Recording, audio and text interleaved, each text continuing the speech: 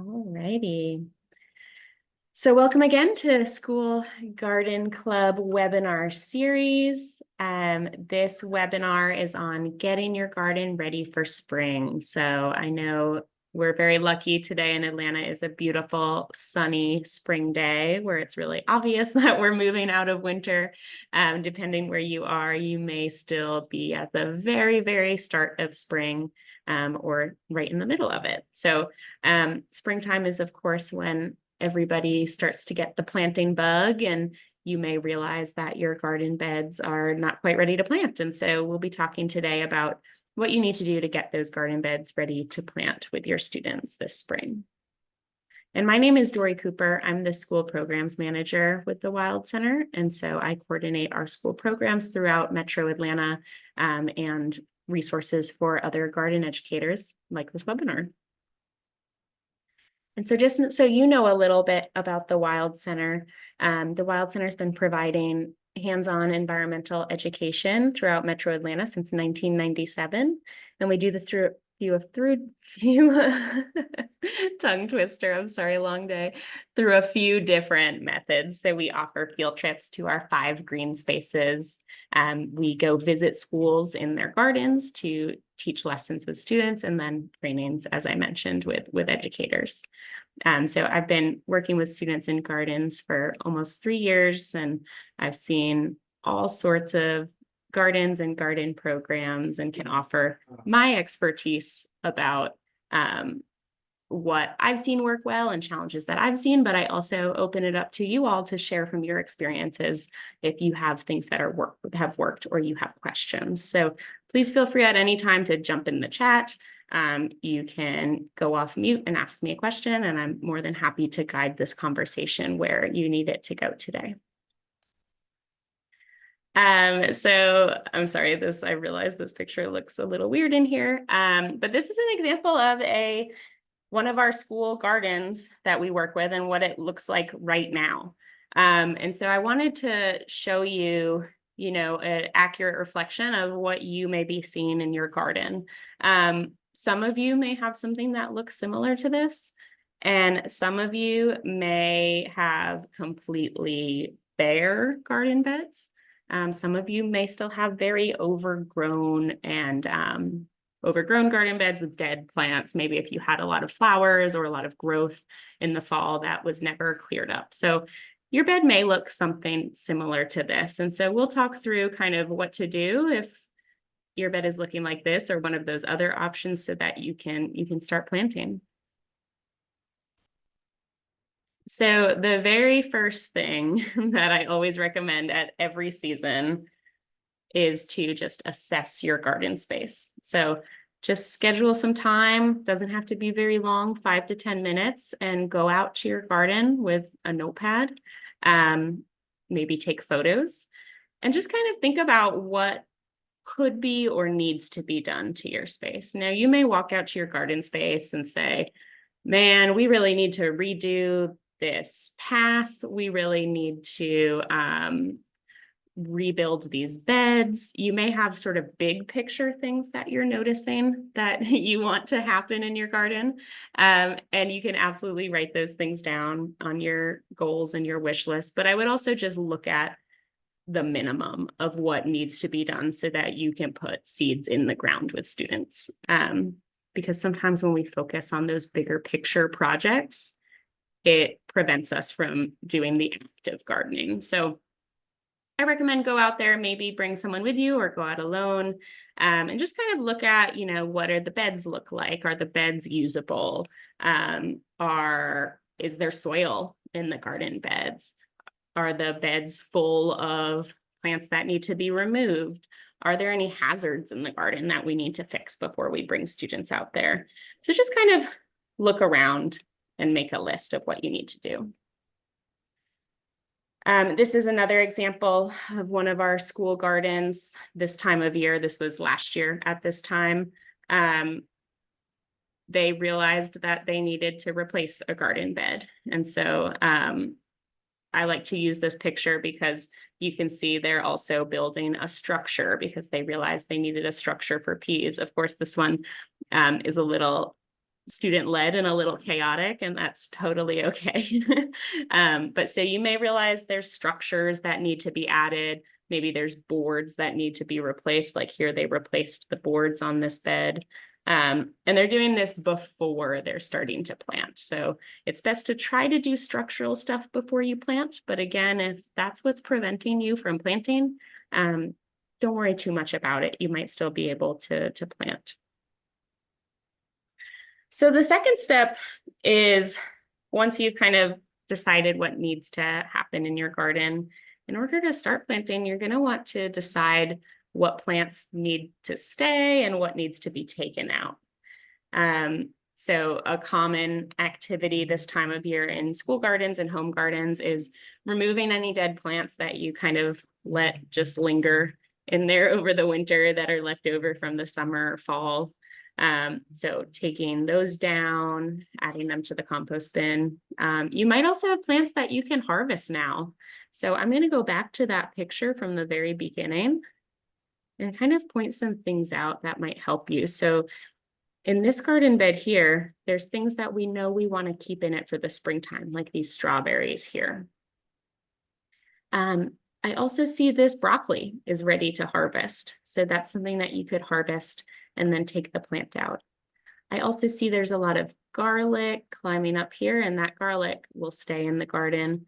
And then there's big weeds too. So this is a lot easier if you're familiar with what is planted in the garden. A lot of school gardens change hands often, so you may not be very familiar what is planted. And in that case, if you really don't know and you don't have a way of finding out, you can just start over. You can just clear this bed and start over for the next season. But thinking about what weeds need to come out, what plants need to come out, and what plants can stay through the next season.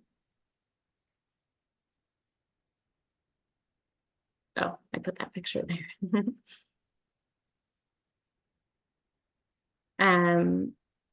Great. And again, we had some new folks join since the beginning. So I just want to invite you that if you have questions or suggestions, please feel free to put anything in the chat or come off mute.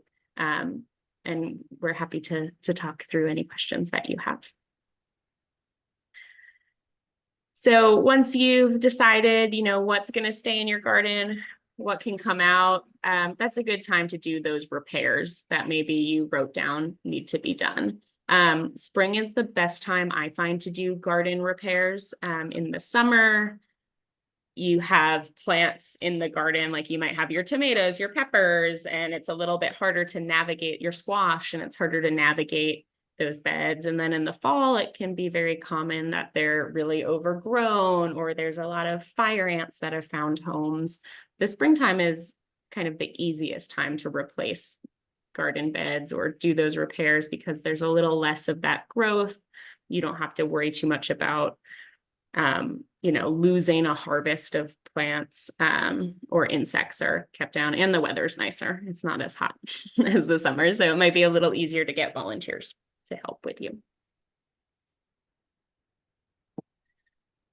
A really important step, if you can, is adding a fresh layer of garden soil and compost. So when I say a layer, I usually am imagining like 2 to 4 inches, a nice thick layer of soil and or compost. And I know this is often challenging for schools. Soil and compost tends to be the largest expense for a school garden, apart from building the beds. And so there's a few resources for getting soil and compost. Compost Now is a really excellent resource in the Atlanta area. They partner with schools and they'll drop off bags of compost to your school. I think they do it a few times a year, maybe twice a year. So they're a really great resource to get some free compost. And a lot of times I won't even add soil, I'll just add compost. So if that's your only resource, that's huge. Otherwise, a bag or 2 of fresh garden soil per bed can really go a long way. And to show you an example, this was in February of last year at Oakhurst Elementary School. This is what the beds were looking like before we had a lesson coming up and we wanted to make sure the beds were ready to plant. So I went over there and got these 2 beds ready to plant. So you can see the difference here on the left. This is what the beds look like when I arrived. And then on the right, those were 2 that I cleared out the dead plants and added a fresh layer of compost and soil. So you can see looking at those that one, clearly easier to plant in, but 2, you can really notice the difference of that rich soil. And so I usually add soil and compost once a season in the spring and the fall, but the spring is especially a great time to do it because those plants will really crave that nutrient dense soil this time of year. You can also see like in this bed on the left, there's quite a lot of this little green patch, and even this tan patch here, that's actually some really dense weeds that grew into that garden bed. And sometimes those weeds can be really hard to take out. So I think all I did was I chopped down these big plants here. And then I just put that nice thick layer of compost over those weeds. I may have also put down cardboard or newspaper. This was last year, so I don't fully remember. But it's okay if you're not able to get all of those weeds out. A lot of times that thick layer of compost will suppress the weeds. But if you are worried about it, adding some cardboard, some newspaper will help with that. And I don't think this took very long. I think this probably took me 20 minutes to do these 2 beds. So this doesn't need to be a whole volunteer day per se, depending on your garden size. It's something you could just kind of run out and do when you have 10 minutes or so to spare. And then once you do that, once your garden is looking like this, ideally, or, maybe you still have plants in there that you're wanting to keep through the spring, then it's time to plant. And so this is the fun time. Something to consider is your zone, follow your zone planting calendar. And this time of year in March, there's usually less transplants available. I'm sorry, this first line is copied from another slide. Please ignore that. You'll be planting early spring, potentially late winter, but early spring crops. And there's usually it's a little bit harder to find transplants this time of year, but also transplants often don't do as well as direct seeding does this time of year. So I'll get into that in a little more detail for you. So without going too deep into this part of gardening, there's a difference between direct seeding. So that's when you stick a seed in the ground, right? Versus transplanting. Transplanting is when you buy plants in those little black cubes that are already semi-mature that you'll plant into the garden. This time of year, even though today we have a gorgeous sunny 70-degree day, I assume very soon we will have a cold day. So if we were to go and put a warm weather plant just in the ground, that cold would hurt the plant. So direct seeding actually works really well this time of year because the plant acclimates to that colder weather and is more resilient. So these are some on the left side here. These are things that we are planting now in school gardens. So it's a great time of year for peas. They also grow pretty quickly. So students are usually able to harvest and taste those before they leave for school in the summer. Similarly with radishes, carrots, lettuce, cilantro, spinach, and it looks like I have one more down there that I can't see with my full screen. But these all do well in cooler weather and grow fairly quickly. So by planting these this time of year, you should have something to harvest before students leave. Closer to April, once it starts to warm up a bit more, then we can add kind of a few other staples. So potatoes are a really fun one to grow with students. Marigold zinnias to add some pollinators and color to your garden. And then arugula. I have parsley on here because parsley is Georgia Organics Harvest of October Farm to School Month featured plant. So if you're planning to participate in October Farm to School Month, you might want to go ahead and start growing that parsley in your garden now. And then of course, collards and kale. So these are the things that we're planting right now by seed. And then transplant season will be in the end of April. Pretty much, we want to wait as long as possible to plant these transplants because they like warm weather. But with schools, that's really tricky because our students are out the end of May. And so we're always kind of working on that timeline of we want to get things in the ground so that we have fruits and veggies that our students can harvest. But a lot of hardcore gardeners would say, definitely don't put tomatoes in the ground in April. So it's kind of a risky thing to navigate, and you can kind of play with it and decide it on your own. But either way, it is a learning opportunity for students. But things to transplant in as we get closer to May would be, I like to transplant sunflowers so that they can get kind of a head start on their growth and maybe see a sunflower before students leave. Corn is a great one to plant in April and May. Beans, squash, tomatoes, peppers. Again, it's a little bit early for peppers. That's a hot weather plant, but sometimes it's best to just get it in there. You can plant kale and collards, Swiss chard, tomatillos is a fun one. Basil, parsley again can also be transplanted. So there's a few different options once we get closer to April and May, but as we're in early spring, you still want to focus on those cooler weather plants. So if you're interested in transplants, I have two suggestions of how to get them. One option is starting seeds in the classroom, and that's something that you would want to do now. You would want to get those seeds started. So the things that you would transplant would be these items here. I mean, start from seed in the classroom would be these items here. So you can start your squash, your tomatoes, your peppers. Basil is a really, really good one to start in the classroom. It's pretty easy and quick to germinate. So you could start any of these seeds in the classroom. I do a webinar on starting seeds in the classroom, and I think it's up on our YouTube page. But a very easy technique is using an egg carton with some soil, and you'll just place seeds in there and put it in the window. It doesn't have the best germination rate, but it works pretty well. So that's one option for getting transplants, especially if you're tight on a budget. But another option is our Wild Center plant market. So we have a greenhouse at one of our Wild Center gardens where we start tons of plants to sell to the community, and we offer 50% off for school gardens. So it's gonna save you more than if you go to kind of a traditional hardware store.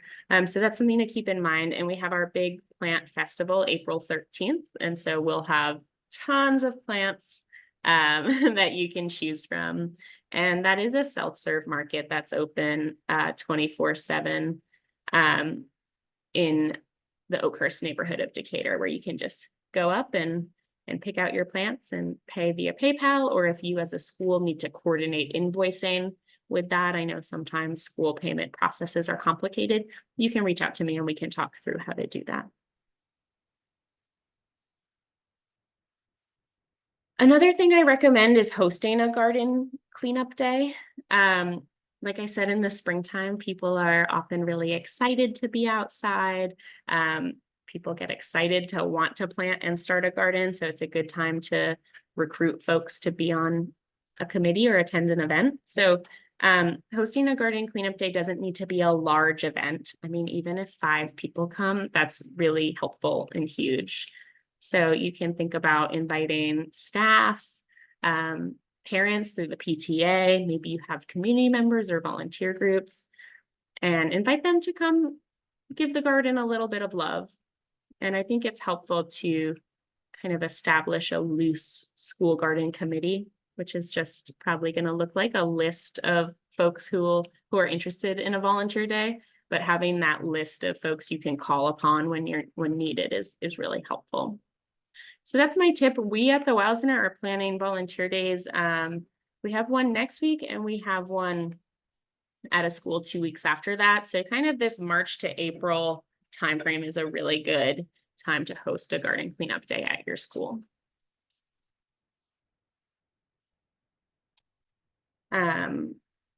Cool. Well, I'll open it up for questions. Again, if you're ready to hop off here and you don't have questions, you can always reach out to me, Dory@wildcenter.org, and I'm happy to answer questions that you have.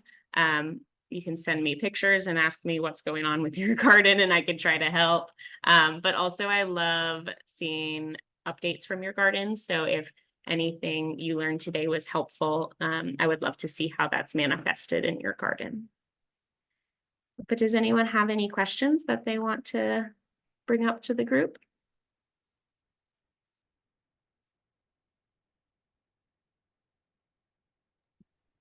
I have a question. Sure. My name, let me turn my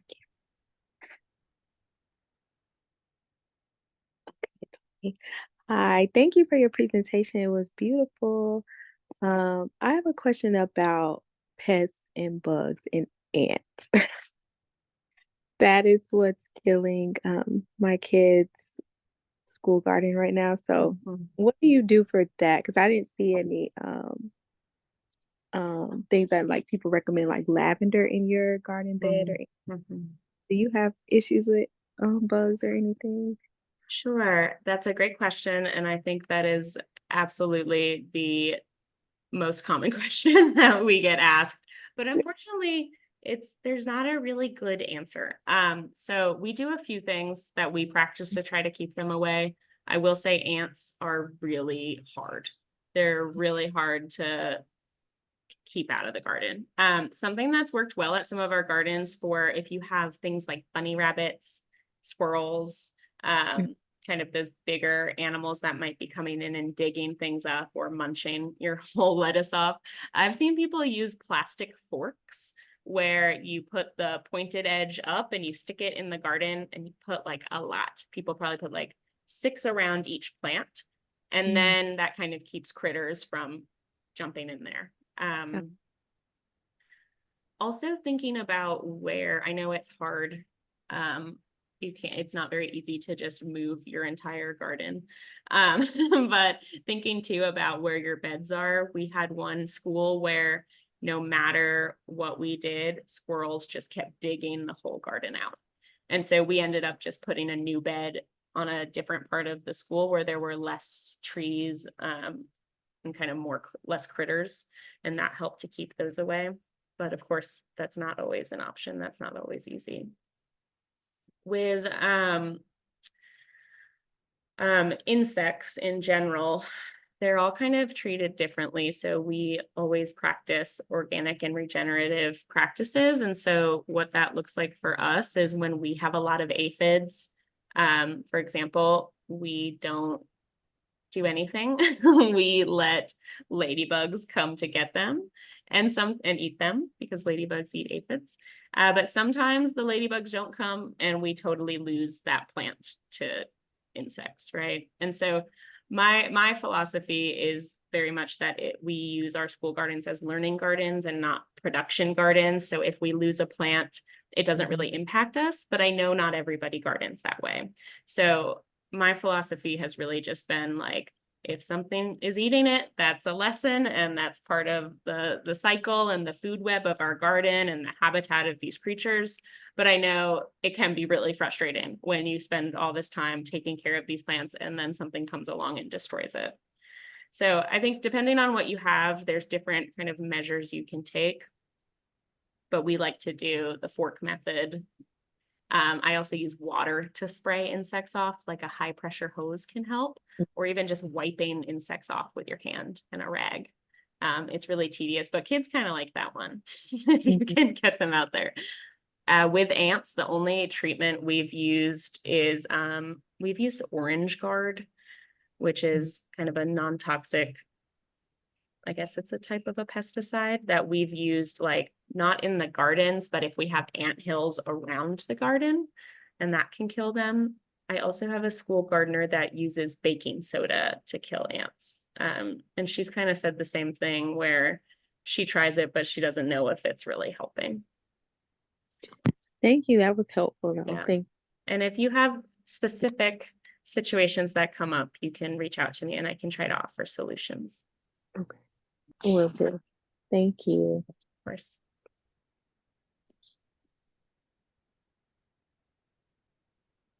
Any other questions this afternoon?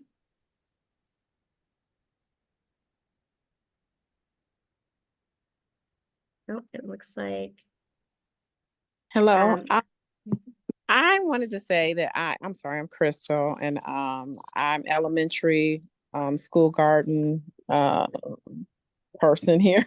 But anyway, orange peel with water in a blender and pouring it around like ant piles has gotten rid of the ants for us. So so that's one thing. And the other thing I was going to ask, is there a code for the plant discount? great question. We don't use a code system right now. So all you have to do is just let the person, if you're there when there's a person there, you can just let them know you're with a school and you want to use the 50% off. Okay. Otherwise, if there's a note section, you can add it in there. But we really use the honor system with our plant sale. So we trust you. You can just knock that 50% price off. Okay, thank you. Absolutely. Crystal, when you use the orange peel method, how many, like, what is your ratio? Like how much orange peel are you using when you make that? So I find a day when they have oranges in the cafeteria, and I just collect from all the kids. Smart. And we've used it for some composting, but we had a Georgia Tech student come in and help us. And what we do, so it's way more water than orange peel. I think it's something about that orange peel that they just don't like. So it's very liquidy. It's not thick, very liquidy. And so we make it like we have a jug of it, like a big gallon jug of it. And it's probably 3 parts water, 1 part orange peel. And then we pour it out in the sections where we've seen the ant hills. And by the next day they're gone. Amazing. Okay. I'll have to try it. That's great to know. And so smart of you to use the food waste from the cafeteria. Yes. Great. All right, everyone. Well, I'll send this recording out to folks who couldn't make it. Again, feel free to send me questions, and I look forward to talking to you next month. We just have 2 more meetups before the end of the school year. It's coming quick. I hope you have a great day today. We'll talk to you soon.